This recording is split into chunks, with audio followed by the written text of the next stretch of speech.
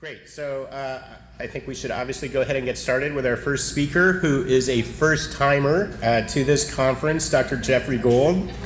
I am affectionately referring to Jeff as our missing link because after doing this conference now for 18 years, I can't tell you how happy I am to have a pediatric neurologist join our team. And Jeff is a fantastic addition, as you will appreciate when you hear his talk.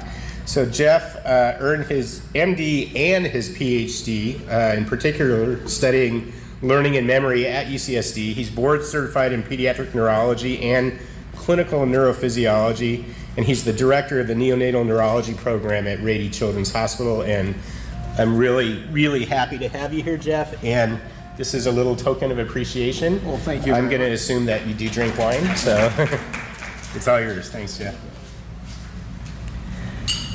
It really is a pleasure to be here today. This was a little bit of a tricky talk to put together because for some of you, interactions with neurologists are common.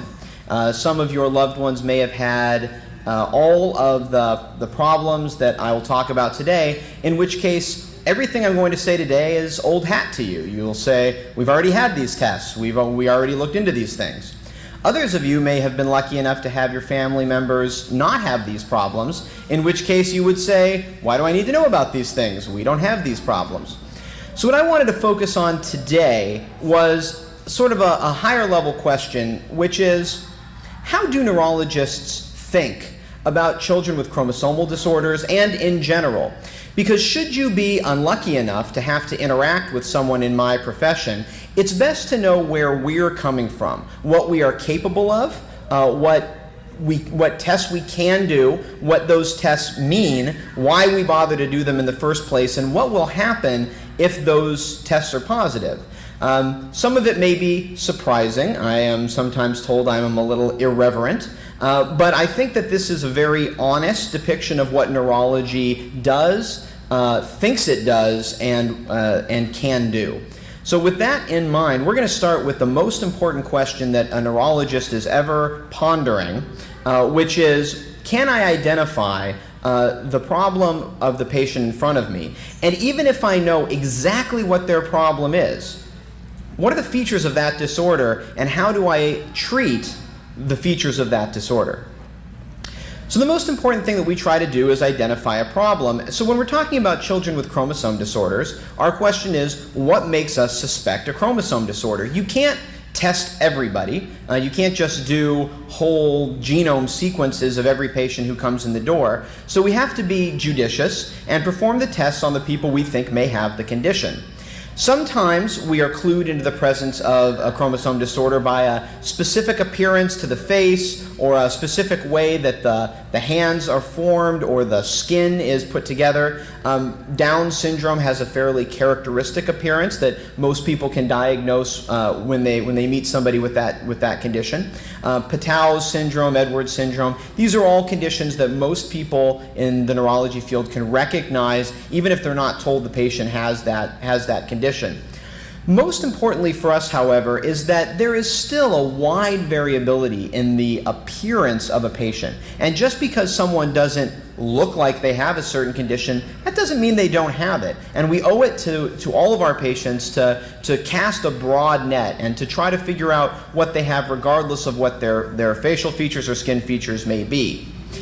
The most characteristic feature of a chromosome disorder are multi-system problems. When people come in saying, this child is developmentally normal, they don't have headaches, they don't have heart problems or lung problems or kidney problems, but they do have seizures, that is unlikely to be a chromosome disorder, a patient who only has one problem. On the other hand, someone who comes in and says, we've been dealing with lifelong hormone problems, heart problems, kidney problems, and the ear isn't formed correctly, this is a time when chromosome disorders are highly likely. The reason for that is that we only have 23 chromosomes. And if there's something wrong with one of them, that could be as much as a 20th of our genetic material may not be quite right. So we look for people who have multiple kinds of problems, and when we see that, we almost always test them for chromosome disorders. Somebody once asked me which was the worst chromosome disorder. Was it Down syndrome, trisomy 21? Was it trisomy 13? And my answer was that all of the really, really destructive chromosomal disorders we've all never seen. Most chromosomal disorders, if the embryo inside of mom has that chromosomal disorder, the pregnancy is not viable.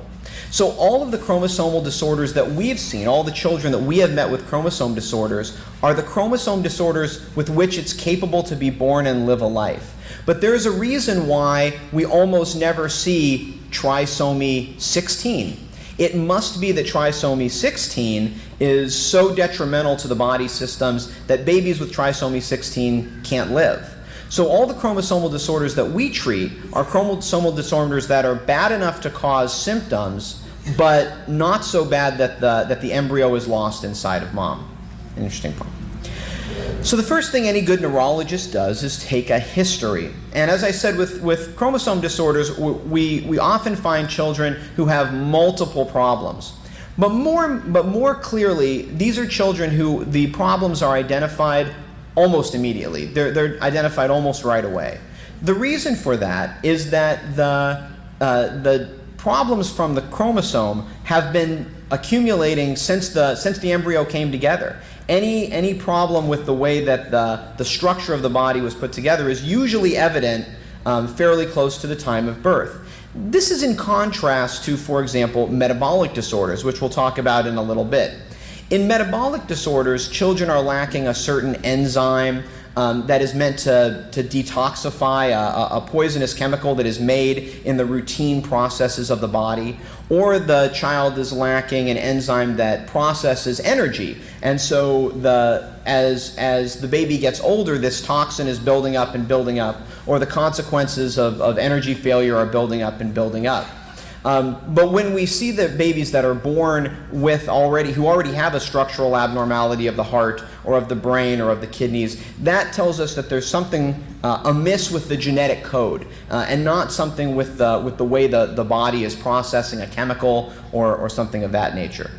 Anybody can have a chromosome disorder. They don't spare anybody. They don't choose a certain population. And I think the international nature of this conference will tell you that chromosome disorders are not something that happen in America or Europe or South America. They're something that happen all over. There is a slight preponderance of chromosomal disorders in older mothers, in the same way that there's a preponderance of autosomal dominant disorders in older fathers. So for some chromosomal conditions like Down syndrome, that is a very pronounced age effect. For others, it's barely noticeable or not present at all. So after we take a good history, making sure that we know everything we can about the pregnancy, about the birth, about the delivery, about the family history, about what substances mom may or may not have taken, prescription or otherwise, during pregnancy. After we do that, we move on to the neurologic examination.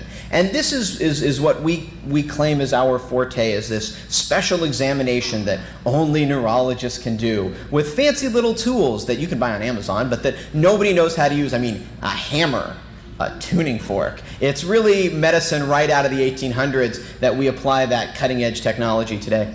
The neurologic examination has been designed over the last 200 years to detect pretty much any abnormality in the nervous system, whether it's in the brain or the spinal cord or the peripheral nerves or the muscles. And neurologists are obsessed with answering the question of where is the injury, what part of the brain or the spinal cord isn't working correctly. We think that that's the most important question, and we'll talk about why that is in a minute, but sometimes we're also asking what system is not working correctly. Is it the hormone system? Is it the movement system? Sometimes the problem isn't a where in the brain, it's a certain type of cell or something like that. Our exam is always tailored to the patient, and this is true nowhere more than in pediatric neurology. You cannot examine a 4-month-old baby the same way you do a 17-year-old, essentially adult. It's a very, very different exam. So we have to tailor it a little bit differently every time, but the features are always the same. So the features of a neurologic examination, we do a cranial nerve examination of all the nerves that innervate the head and the neck. We'll talk about that in a minute. We do a motor exam looking at the strength component as well as other movement issues. We do a sensory exam, a coordination exam. If a child is capable of ambulation and locomotion, we analyze that as well. And then we spend a lot of time on the mental status exam. We'll get to that too. So the cranial nerves are peripheral nerves, just like the nerves that come off the spinal cord and move your arms and legs, except they come off the brain stem and they control your head and neck.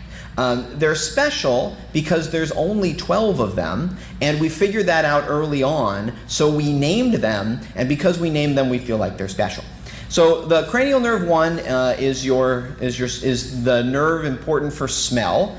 It is a chemoreceptor, and it is the only part of the nervous system that is routinely injured, died, and replaced.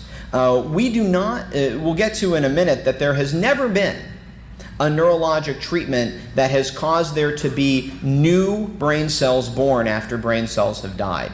The only significant place in the body where neurons are created from stem cells as we get older is in the olfactory system.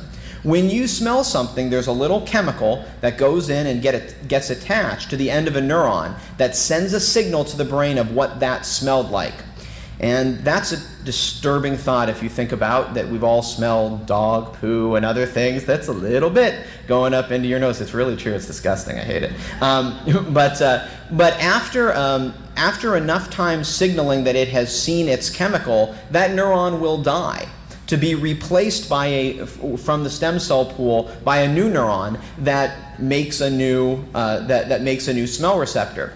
Interestingly enough, when that happens, it's not like a lemon-smelling receptor gets replaced by a lemon-smelling receptor. A lemon-smelling receptor, if it dies, is replaced by a random receptor, which means that every single moment of your life, you have a completely different set of smell receptors. So everything will smell different to you every time you go by it. And I think that must drive the people in the perfume industry nuts. Cranial nerve 2 is an interesting example of neurologists not knowing what they're talking about. Cranial nerve 2 is not a cranial nerve. Cranial nerve 2 is the optic nerve that is responsible for us seeing everything. It's not a nerve at all. It's actually an outgrowth of the brain itself. When an eye doctor looks in your eye, at the retina on the back of your eye, they are looking at your brain. It is brain tissue. It is not a nerve. And so cranial nerve 2 is susceptible to all things that injure the brain, not things that injure nerves. An esoteric point, but neurologists like esoteric points. Cranial nerves 3, 4, and 6 deal with eye movements. Cranial nerve 5 moves some of the muscles of your face and is also responsible for some sensation of the face. Cranial nerve 7 does most of your muscles of facial expression. Cranial nerve 8 does both balance and hearing, which anybody in here, I don't know if anybody in here is quite old enough to have Meniere's disease, but there's a reason why people with that disorder have problems with both hearing and balance, because it's a disorder of the same nerve. Cranial nerve 9 innervates some muscles in the back of your neck, as does cranial nerve 10, which also turns the head back and forth.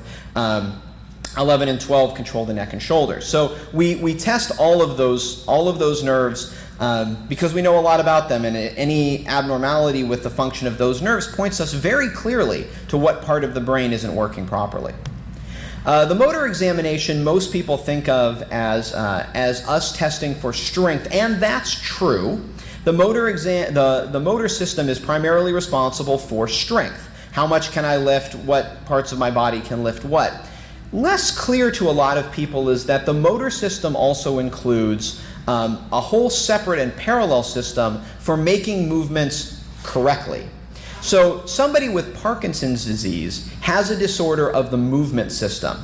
They don't have any problem with lifting weights. People with Parkinson's can lift just as much weight as you or I. What they have is a movement system that can't stop their movements. They move all the time. They have a tremor and they can't do anything about it. Injury to a part of the brain called the cerebellum will not affect your strength at all, but if you try to reach out for something, you will be very, what we call ataxic in making that movement. So when we test the motor system, we both test how strong you are and how smooth and coordinated your movements are. The sensory exam is interesting. There's a myth that we have 5 senses. I don't know where this came from, but it is obviously and patently untrue. So everybody says smell, sight, taste, hearing, and touch. Okay, but there are completely different receptors for temperature, texture, light touch, pressure, vibration. Those are all kinds of touch, and there are completely different senses in the body. You can lose one and not the other. There are also dozens of senses that aren't covered in those 5 senses. So if you close your arm and put your arm straight out, you know exactly where your arm is. Well, how do you do that? Right? That's a whole separate system called proprioception. And if you don't have that, you're prone to tripping over your own feet because you don't know where your own feet are. So we have to test all of these systems in order to make sure that the sensory system is working correctly. The coordination exam is fun. In adults, it's really boring. You touch your nose, you touch the finger, you do these little sequential movements. In kids, we get to play with toys. And if you have a child who's sitting there whizzing through the iPad, their coordination is probably just fine. The gait examination, this isn't rocket science. We watch people walk. There are all sorts of irregular walks that we know are due to injury in certain parts of the nervous system. If you walk by, I'm going to leave the lectern and do a couple of imitations because I think that's fun. There's a shuffling gait like you get in Parkinson's. Little short step. There is the classic circumductive gait if you've had a stroke affecting half the body. You swing the leg. So by watching a patient walk, we can often get as good of a diagnosis as we can off an MRI of exactly what's impairing their motor system.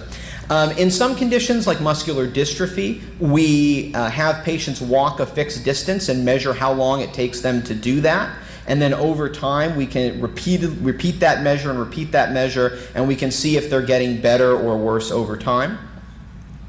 But by far, the most fun part of the neurologic exam is the mental status examination.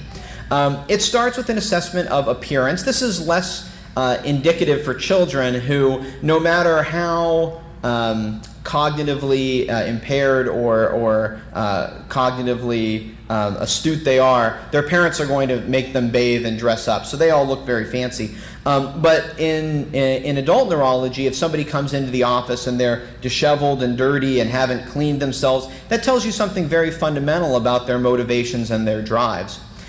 We assess, to some extent, their mood, affect, and behavior. Do they appear anxious? Do they appear depressed? We'll get into a little bit to the fake dichotomy between psychiatry and neurology in a minute, but most of these things are due to neurochemical processes in the brain. So if they are depressed, we don't know what the process is, but we know it has something to do with serotonin. So it's important for us to determine their mood, affect, and behavior. We assess orientation if that's possible. Do they know who they are, where they are? And again, small children don't necessarily do this very well. Even very healthy 2-year-olds don't have a very good sense of personhood or time. Some people who work in my lab don't have a good sense of time either, but we'll move that on. We assess attention in a number of ways. So the two classic tests of attention are called serial 7s and digit span. In digit span, you give people a progressively longer list and have them repeat it back to you. So you say 1 and they say 1, and you say 3, 5 and they say 3, 5. And the average is about 7, which is why phone numbers are 7 digits. That's true. Very good people can do 10 digits. I can't, but some people can.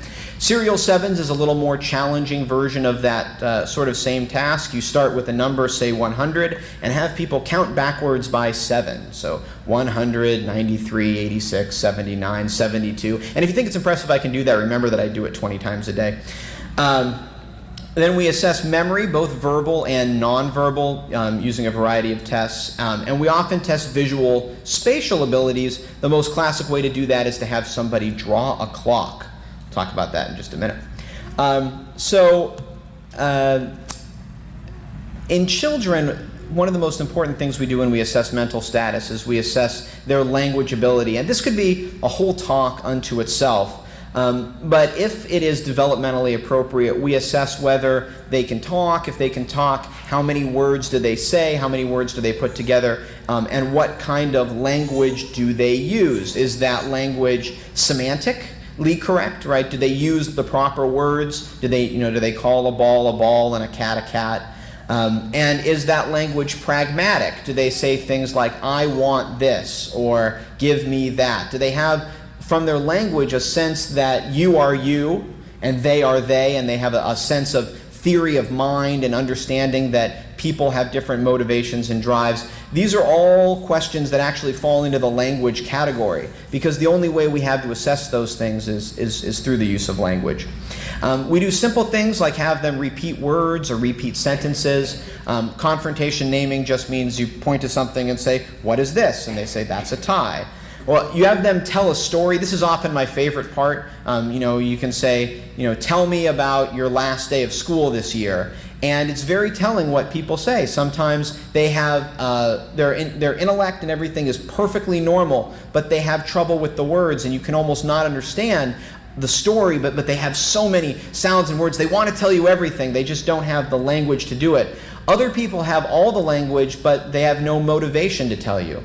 You just tell about school. It was fine, right? That's not a great story, but it tells you something very different about how the patient is doing. There are very formal assessments of language. We don't generally do them in the office because they usually take hours to do. The formal aphasia batteries are a day's worth of testing unto themselves. So we just do a little piece of it to try to get a clue about what is or isn't working in the brain.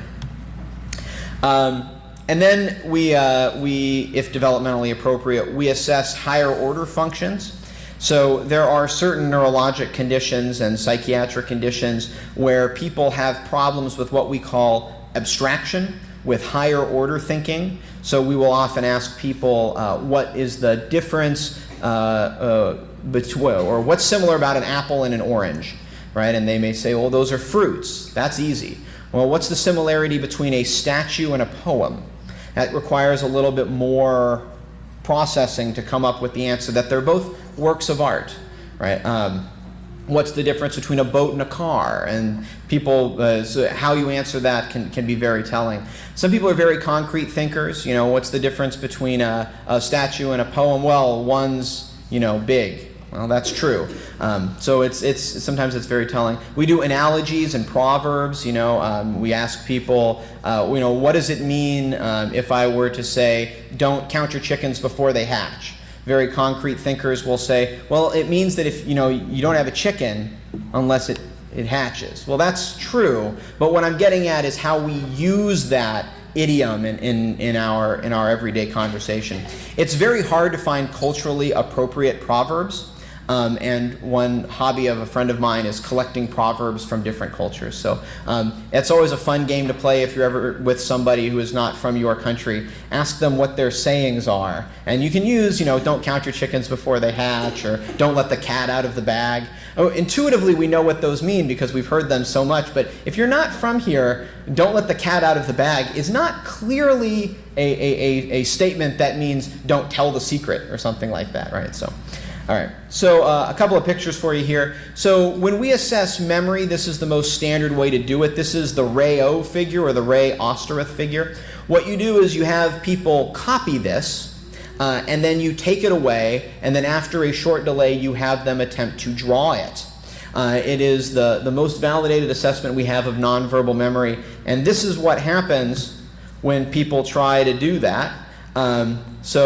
They often come up with something that is exactly correct. I mean, look how good that delayed recall in the bottom right-hand corner is. From that to that, that's pretty darn good, having just copied the test.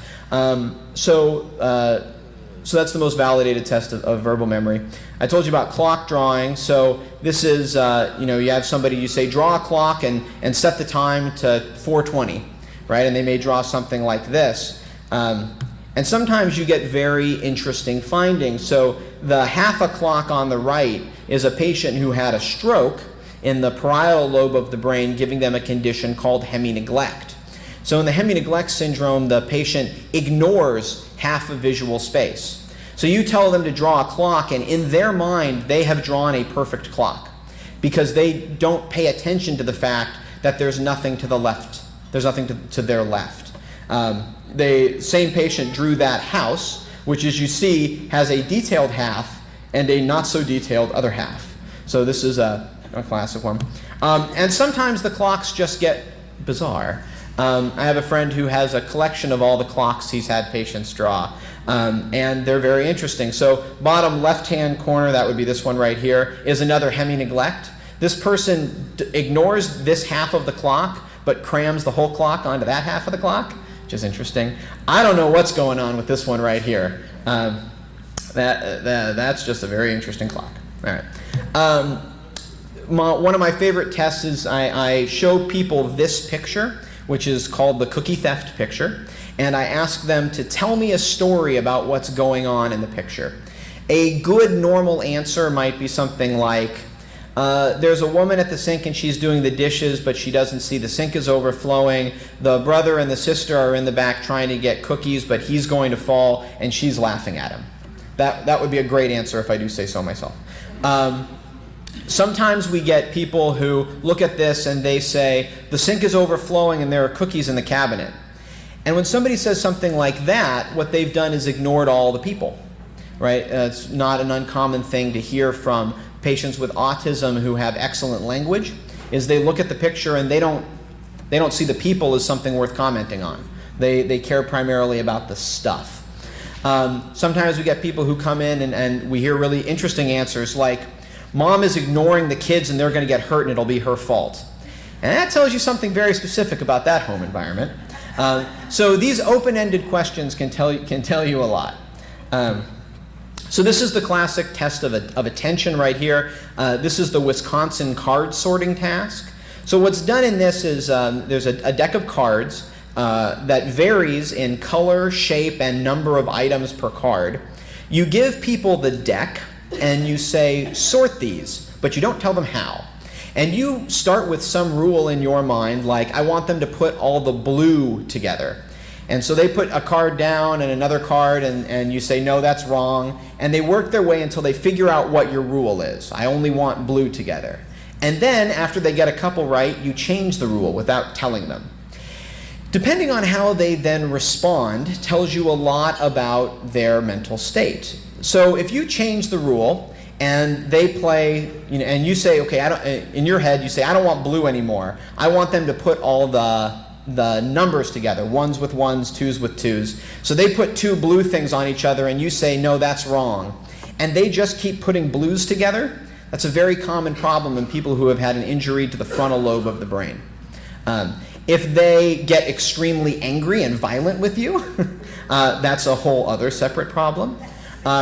If they have no problem with that, their attention and decision-making executive function is probably fine. It is a fun test to administer. It's best not to be within swinging reach of patients. They get very frustrated with that one. All right, so why do we do all of those tests? We do all of those tests because we want to find what parts of the brain are working atypically.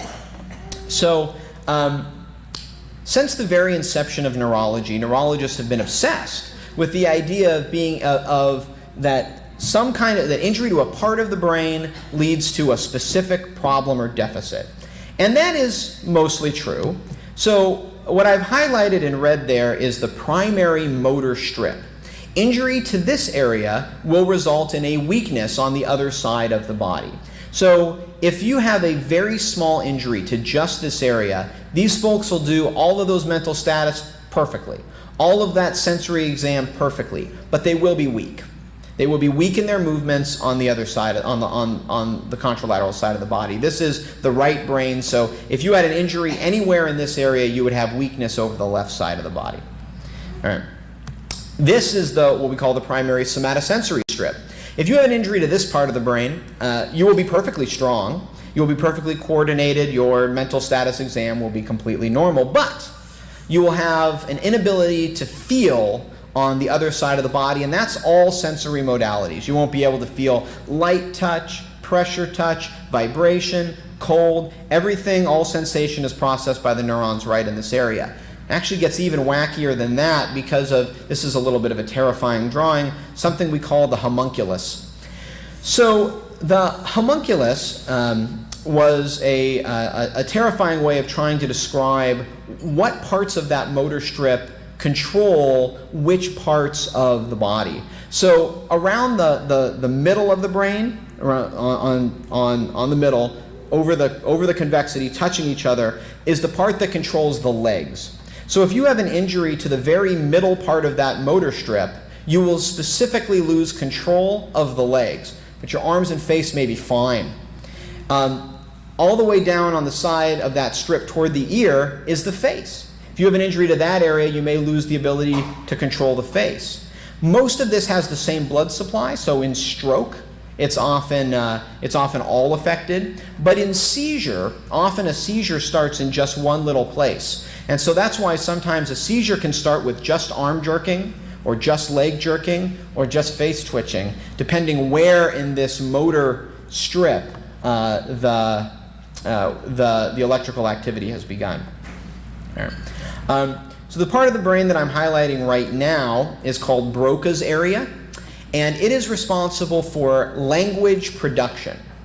I always have to remind the medical students when I say that. I did not say speech production, although we all are sort of trained to think of language as speech. If you have an injury to this area, your cognition may be perfect and normal, and you may understand everything people say to you, but you will not be able to produce language. You won't be able to speak it, and you won't be able to write it. It's a very frustrating condition for people to have. They know exactly what they want to say, but the part of the brain that controls the motor action of creating language does not work. These people talk. That's it. It's really frustrating. Somebody coined the term telegraphic speech to describe this because it's like back in the days when you sent telegrams and you paid per word. Every word cost these patients something. And so they don't say, I want to go to the store. They'll struggle through go store. And if they try to write, they have the exact same problem. Their language is actually fine. It's their ability to produce it that's the problem. Well, if there's a part of the brain that's responsible for language production, you would suspect that there's also a part of the brain responsible for language comprehension. And that's this area back here called Wernicke's area. So Wernicke's area has nothing to do with the production of language. It has everything to do with the comprehension of language. So people who have injury to this area have a lot to say. It just doesn't mean anything. It sounds a lot like a Gertrude Stein poem. You say, how are you doing today? And they say, boom in, butter, a flower, a state flower, flower. And they don't understand why you didn't understand what they said, because to them, it made perfect sense. Oftentimes these people come to the emergency room and they're thought to be psychotic because they're babbling, they don't make any sense, they don't understand what people say to them. But they actually, their language is fine. They can produce plenty of it. They just can't understand any of it. Interestingly enough, there's a connection between those two areas called the arcuate fasciculus that if you've ever heard anybody say, you need to think before you speak, you need to Wernicke before you Broca. And there's a connection between the two of them by which information about the meaning of words gets to the part of the brain that produces words. For some of us, it's a little shorter than others. If you have an injury specifically to the area between them, you understand just fine. And you can produce words just fine. What you can't do is listen to what somebody says, process it, and spit it right back out at them. So you say, how are you doing today? And they say, I'm fine, thank you. And you say, repeat after me, how are you doing today? And they go, they can't do it because they literally can't take the words you said and make them come out their mouth. It's an amazing, amazing problem to have. So that's a lesion there of the arcuate fasciculus. All right. This the front part of the brain up here, orbital frontal cortex, has a fascinating history that, because you're hearing a neurologist talk, it's like required by law I tell you this story. This is the story of Phineas Gage. So Phineas Gage was a railway worker And he was a foreman, very responsible guy. And his job as the head of the crew was they would drill a hole into a big rock that they wanted to blow up, and they'd fill it with gunpowder, and then he would take a metal rod and tamp that gunpowder down, and then they would set it off. The reason why the manager does this is if you make a spark, that's going to blow up. Well, one day, Phineas was out tamping down some gunpowder, and it made a spark, and it blew up, and that rod that he's holding in his hands went right through his orbital frontal cortex. Now, this being the late 1800s, you might have expected this would have killed him, but it didn't. In fact, he was perfectly awake and normal and conscious when the doctors took him to the hospital. He could talk.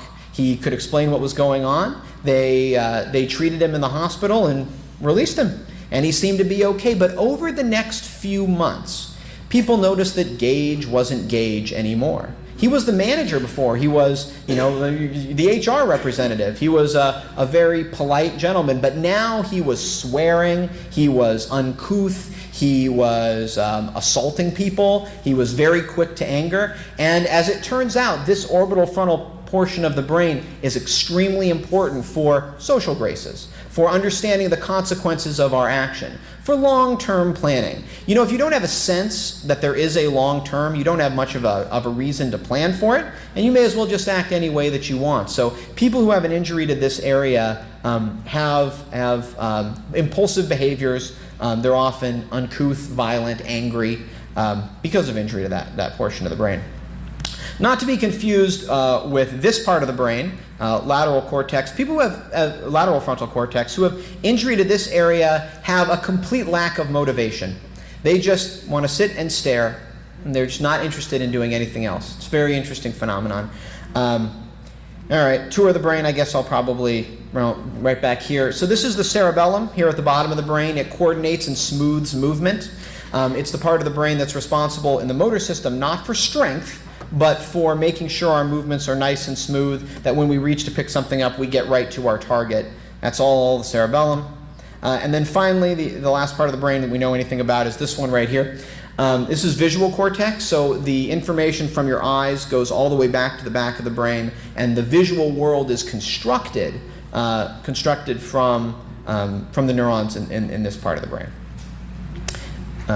Yes, so that information from the vision cortex gets funneled forward into the brain, it's funneled into the brain into this part, which processes where in the world things are, as opposed to so that's this part of the brain, which is where in the world things are. This is my favorite syndrome, so I always like to talk it up. So an injury to this part of the brain gives you a very interesting phenomenon. So does anybody recognize this picture? You recognize this? American Pharaoh winning the Triple Crown.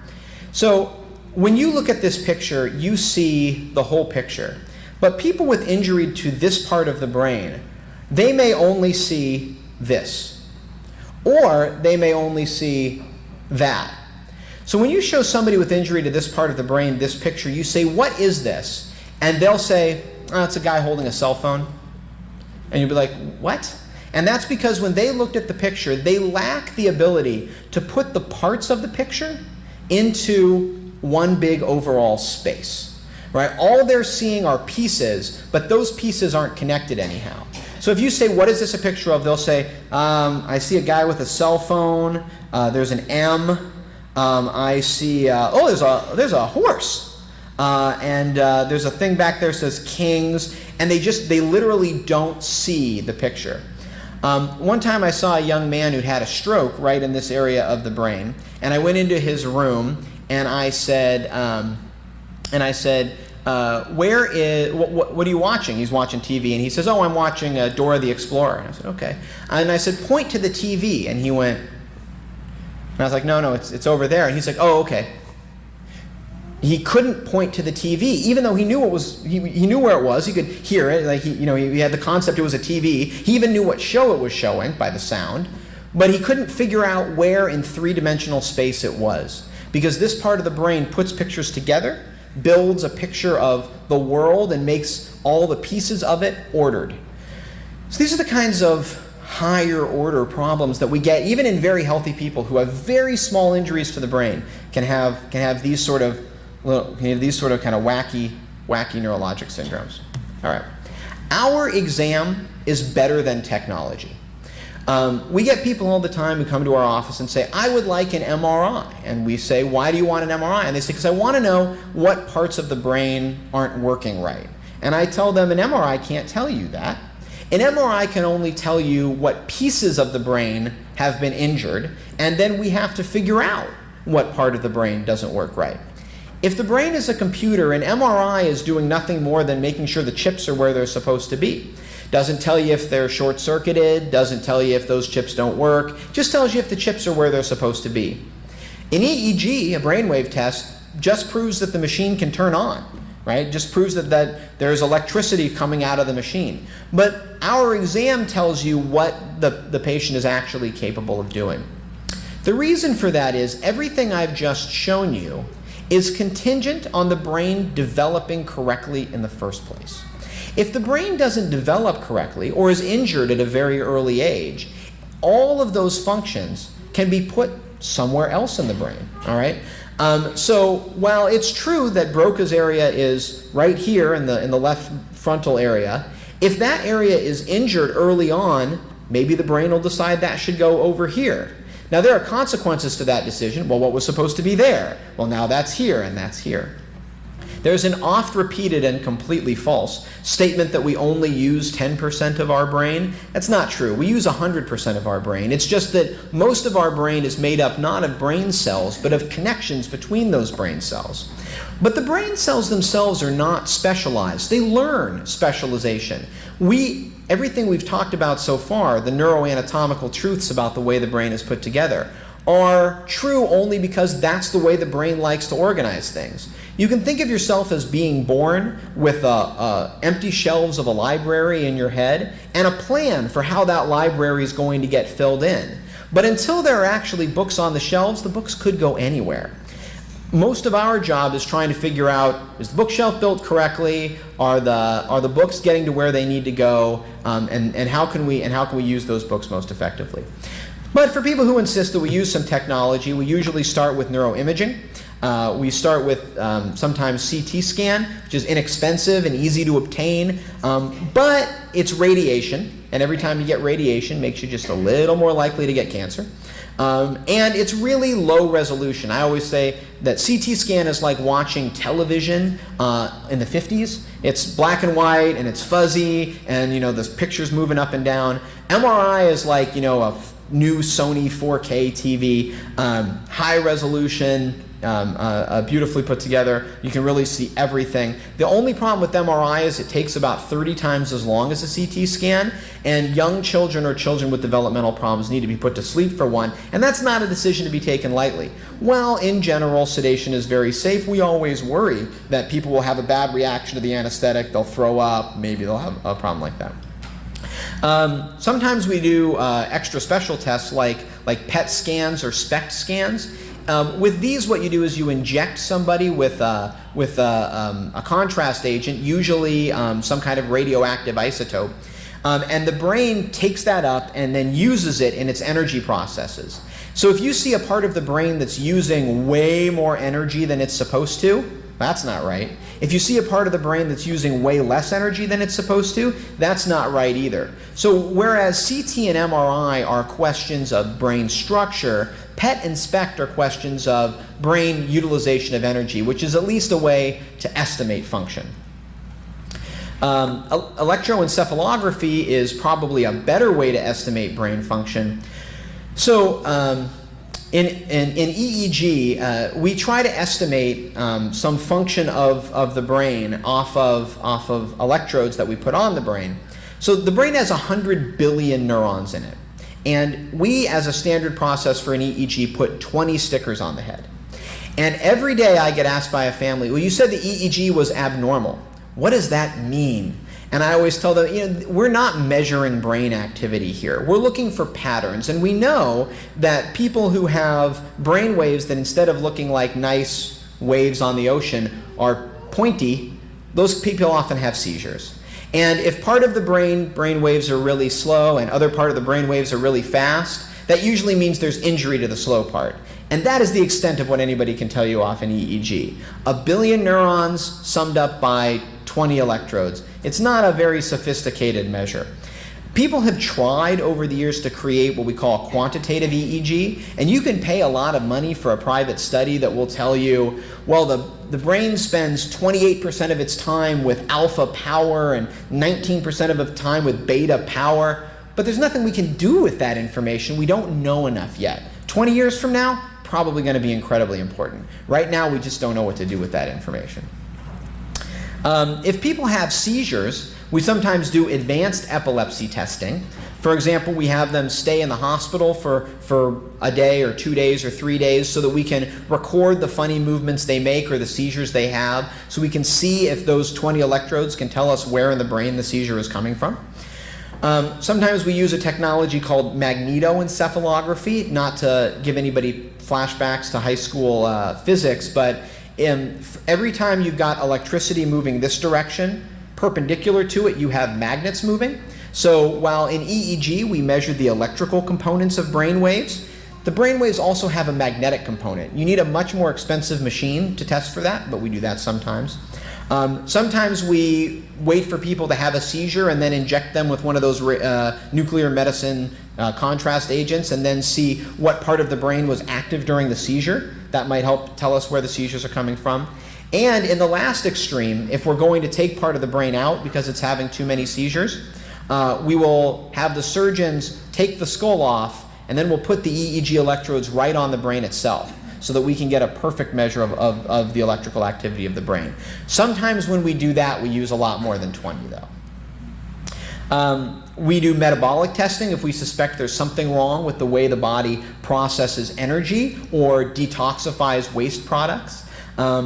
There are thousands of enzymes that are responsible for these things, and if they're not working correctly, if there's something in the genetic code that makes them not work correctly, you usually get problems that get worse over time as whatever toxin is supposed to be processed or whatever energy is supposed to be used either isn't being processed or isn't being made.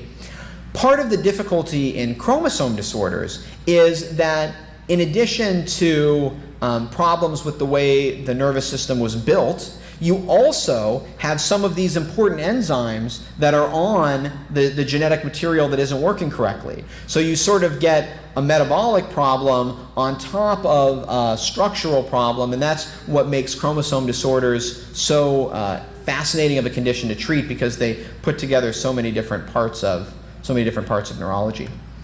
And then, of course, we do genetic testing. So everyone inherits genetic material from mom or dad, and we are pretty good at spotting things in the genetic code that aren't normal.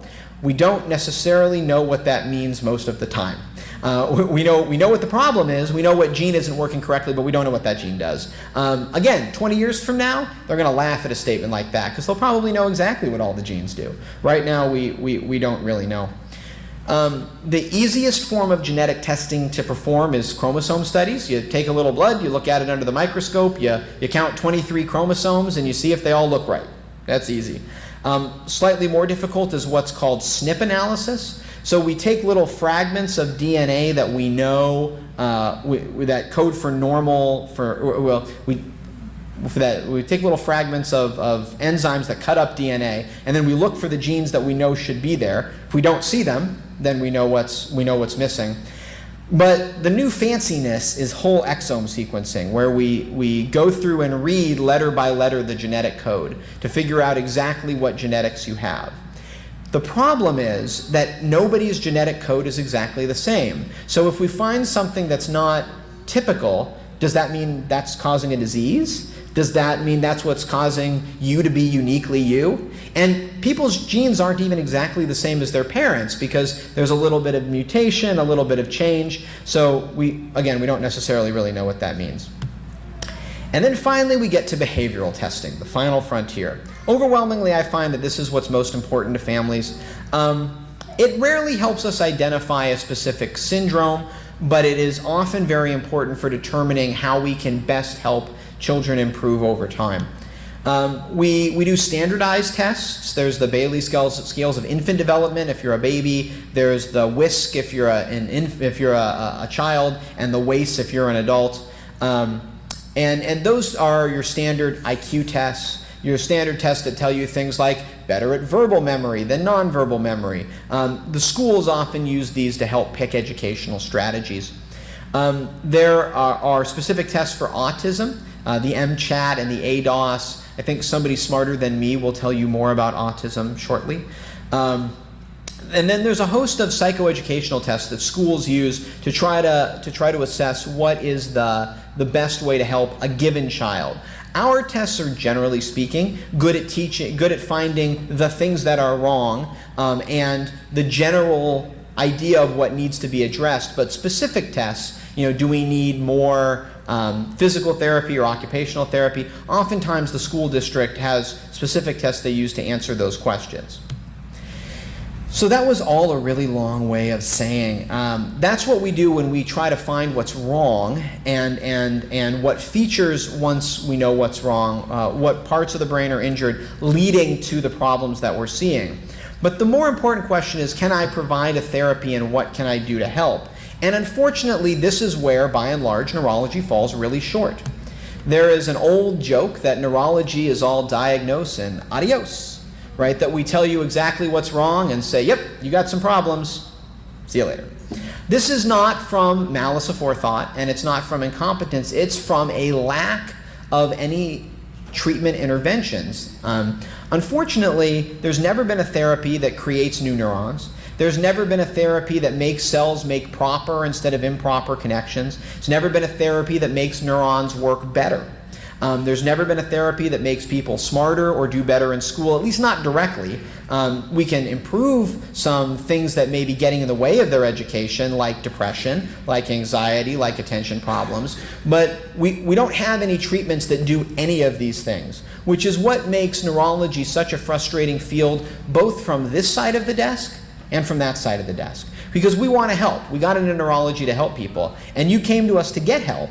And we know exactly what's wrong. We know the gene, we know the part of the brain that isn't working right, but by and large, there's not a lot we can do, and that's frustrating.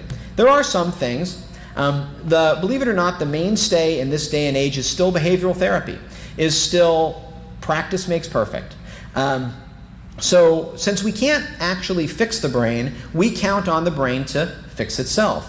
The brain is a special organ. It doesn't heal itself if injured, but it can take parts that are doing something and have them do something else.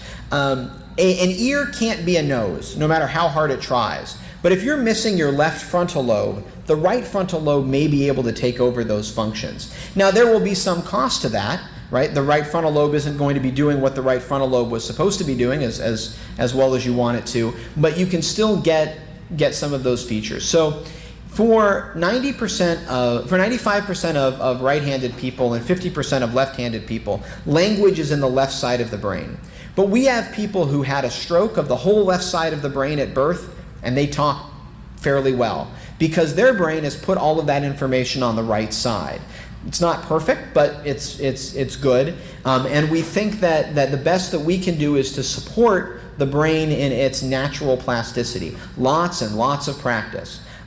So we assess patients for whether their physical development is normal, whether their social development is normal, whether their language development is normal, and then put it in the hands of therapists to try to solve those problems. So physical therapy is designed to address problems in gross motor skills like walking and bicycling. Occupational therapy is designed to assess problems in fine motor skills like handwriting and dressing oneself. Speech therapy is designed to address both speech and language skills. This is an important distinction because people who have a lisp or people who have a speech impediment have a problem with speech but not language. They know all their words, but they have a problem producing them, and that's very amenable to therapy to practice. Language skills are harder. Language skills incorporate, do you know how to name this thing? Do you know how to express your wants and desires? That all falls into the realm of language. Do you know how to understand language? All falls into speech therapy. And the speech therapists try to accomplish all those goals.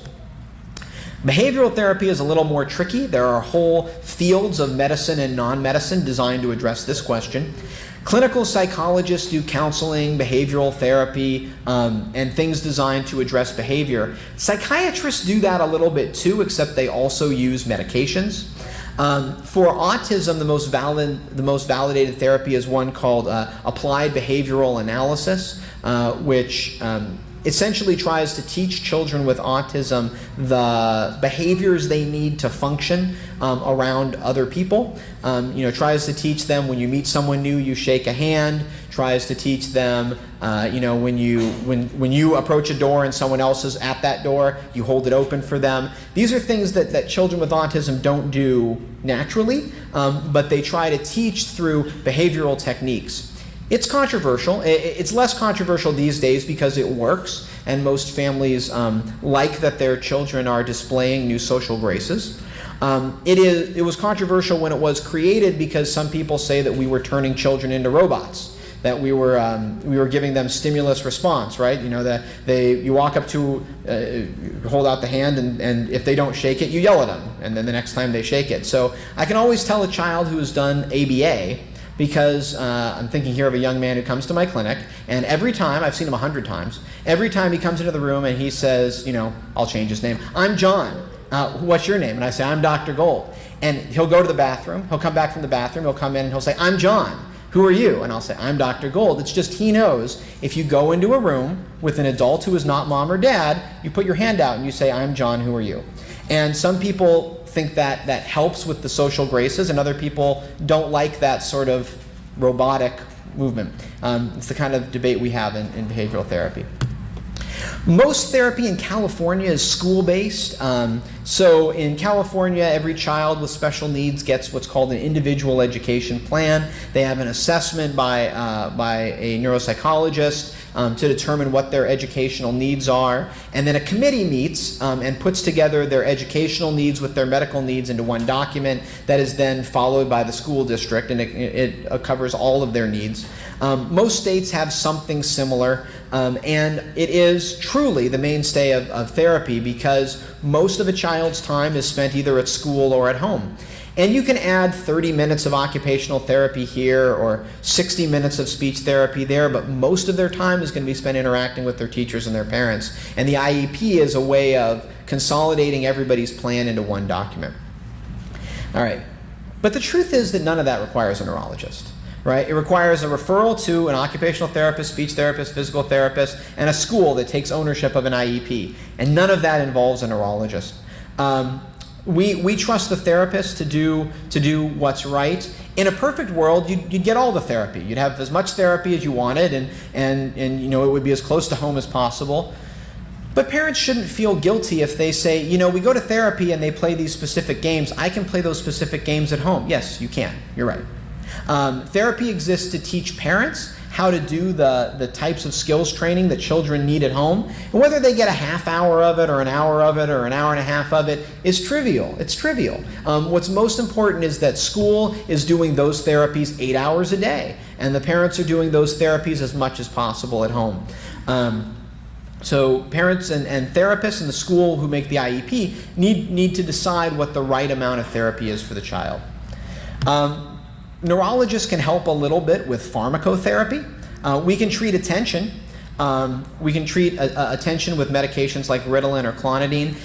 Most problems that people come to me and say, my child has memory problems, what they really mean is my child has attention problems, right? They come in and say, we do his homework for an hour and it's like he doesn't remember any of it. I think he has a memory problem. And yet if you ask the child, tell me everything about Frozen, right? They know every song, they know every line. They don't have a memory problem. They have an attention problem to their schoolwork. They're just getting through it so they can get back to Frozen. Memory is not a domain-specific skill. If you remember where the body armor is in the Fallujah level of Call of Duty 3, you are capable of remembering your math homework. You're just not that interested in it. But stimulants can help with that, as can behavioral therapies. Behavior is a tough thing for us to treat. There's a false dichotomy between neurology and psychiatry, which is to say that the mind arises from the brain. The brain gives rise to the mind, but we've decided to create two medical specialties to deal with it. By and large, if we understand a disorder, we call that neurology. There was a time when Parkinson's disease was thought of as a psychiatric condition because nobody knew what caused it, and the people acted depressed, and they took short steps, and they didn't make facial expressions. And then they figured out that it's all dopamine created in this one area of the brain. If you gave them dopamine, they went back to their basically normal behavior, at least for a while. And so neurologists took that disease back from the psychiatrists. But when we don't know what causes a disease, like in anxiety and depression and aggression and psychosis, the psychiatrists primarily deal with that. We have some clues because we know that anxiety and depression and obsessions and compulsions are treated with chemicals that work in the serotonin system of the brain. And we know that aggression and anger and psychosis are treated with treatments that deal primarily with the dopamine system of the brain, but we don't know enough about it yet for neurologists to help. We're letting the psychiatrists figure it out, and then we'll take it away from them and take all the credit for treating behavioral problems. Until then, the best that neurologists ever do is sedate people. So if you come to a neurologist and say, my child has bouts where he hits himself and he hits other people, all a neurologist is going to do is to sedate him, is to pick a medicine like this that makes them very sleepy so that they don't do that anymore. And that's not a treatment, that's a Band-Aid. The right thing to do is to try to get in with a psychiatrist who look for motivations of behavior, who say, why is he hitting? He's hitting because he's frustrated. Why is he frustrated? Because he's not communicating. How can we get him to communicate? That's the treatment that you need, and that is not, by and large, what neurologists do. Neurologists say, you don't want him to hit people? Give him this Risperdal and he will sleep most of the day and not hit people. That's not an answer. Psychiatrists have a better ability to get at the root causes of poor behavior than neurologists do. By the way, psychiatrists don't agree with me. They think that neurologists should just treat them because what psychiatrists do is hard. What neurologists do is easy. It's very easy for me to give you Risperdal and make the child sleep. It's very hard for a psychiatrist to get to the root cause of frustration in a child who does not talk. And it is the few and rare between psychiatrists who can figure that out, but amazing when they do it. Sleep disorders are very common in children with chromosomal and neurodevelopmental disorders in general. It's one of the most common complaints we hear. You would think that since we spend a third of our lives doing it, we would understand something about it. We do not. We know the structure of sleep. We know what your brain waves do when you're sleeping. We know that sometimes you're paralyzed, sometimes your eyes make funny movements. We have no idea how we sleep neurochemically or why we sleep. You know, if you stay up for more than about 4 consecutive days, you will die. And we do not know why that is. There's no toxin building up in the body. The EEG does not suddenly develop seizures, but people who stay up in an inordinate amount of time will die, and we do not know why that is. So what we do know is that when adults talk about sleep problems, they primarily think of problems falling asleep. I have trouble falling asleep, they say. But anybody who has a child with a neurodevelopmental condition will tell you falling asleep is part of the problem. Staying asleep is the bigger problem. Right? What we really hear is, yeah, he takes his medicine and he falls asleep at 10 o'clock, but he wakes up at 2 a.m. and he wants to play and he doesn't want to go back to sleep. Unfortunately, drug companies focus primarily on problems of adults. So they've created a lot of drugs that make people fall asleep and nothing that makes people stay asleep. Unfortunately, that is not something the pharmaceutical industry is interested in at this time. The best we usually recommend is behavioral management, is some sleep hygiene, consistent bedtime and bedtime routines, low light after natural sundown. So if the sun is down, make sure there's not big bright televisions they're watching. You want the brain to know it's night and time to sleep. And big bright televisions at 10 o'clock at night are a cue to the brain that the sun is still up outside because they're seeing a big bright light. Bright light in the morning is important because it tells the brain this is the morning. This is the time you're supposed to be awake. Sleep is generally best done in a cool, quiet environment. Some people prefer white noise, which is to say noise without structure, or pink noise, which is like a fan, shh, shh. That's a noise with structure, as opposed to white noise, which is just shh. It's also important to use the bed for sleep only. We get a lot of people who, they watch TV in bed and they play games in bed. So when their parents take them to bed, they don't know if it's time to sleep in this bed or time to put puzzles together in this bed. Bed should be for sleep only. Adults don't generally have that problem because we're so darn tired when we get to a bed that we just conk out. But if you spend all day with the kid sitting in bed playing puzzles and then wonder why you take the kid to bed and the kid is like, puzzle time, and you're like, no, it's sleep time. How do they know that? All right. Sleep pharmacotherapy. Again, we have a lot of ways to make children fall asleep. Melatonin is your body's natural signal for falling asleep. And so you take that, and ideally you advance your body clock to an earlier time. So in the morning after you're born, your melatonin level is 0. As time goes on, your melatonin level rises, and when it hits high enough, your body says, time to sleep. When you flew here from the East Coast, unfortunately your melatonin told you that it is 7 in the morning, and our clock told you that it's 4 in the morning. So your melatonin said it's time to get up, and our melatonin said it's time to still be asleep. When we fly to the East Coast, we land and it's 7 o'clock our time and 10 o'clock your time, and we say, how am I supposed to go to sleep? Well, you can advance your melatonin clock a little bit by taking some oral melatonin and moving your level from here to here, moving your body clock forward. It works better for some people than others. Trazodone is a specific sleep aid that we use in children sometimes. Other sleep aids are really just side effects of sleep. If you ever read a medicine that says, this medicine can make you sleepy, what they're really saying is, this is a medicine we use to treat sleepiness. So we take a medicine like Depakote, if anybody's on that for seizures, and we say, now this could make you sleepy. And then if you have a sleep disorder, we say, why don't you take some Depakote at night, and that'll make you sleepy. Accidental treatments, that's what we're really good at. Last thing I'm going to mention are seizures. So I give a whole 8-hour lecture about seizures, and I've just hit the 1-hour mark of this talk, so we got to be done. So we can't talk for a whole day about seizures. But we have a whole bunch of therapies for them. We have drug therapy, we have a special diet therapy, we implant devices, we take out parts of the brain. It's a whole bunch of fanciness. And then there are some emerging alternative therapies with non-medical agents like cannabis or with essential oils. And while none of these are proven to work, we have a lot of hope for them in the future. Well, that is, it's okay, I only have 37 more slides. That's true. But I think you've gotten an idea about how neurologists think. We primarily think about what is the problem, what part of the brain has that problem, and who can help me solve this problem. Because the truth is, the neurologist cannot solve virtually any of these problems. We don't have any therapies that make the brain work better, connect better, that make people smarter, faster. What we have is an ability to figure out that there is something wrong, and then to be a partner in finding the right people to get those problems treated. We can do a lot of tests, but none of those tests are better than our exam. If the child isn't talking, I don't need to know if the Broca's area is injured or Wernicke's area is injured. It doesn't matter. I can't fix that area of the brain anyway. You're not talking. That's the problem. Whether the brain is structurally normal or not, we need somebody who can help us learn to talk. That's the best that we can do. I think we're just going to have the next speaker go ahead and start talking now. I won't be here a little bit later in the day, so if you got more questions for me, I obviously love to hear myself talk. And I would love to talk at you some more. It's been a lot of fun, and we'll all talk a little bit later. Thanks.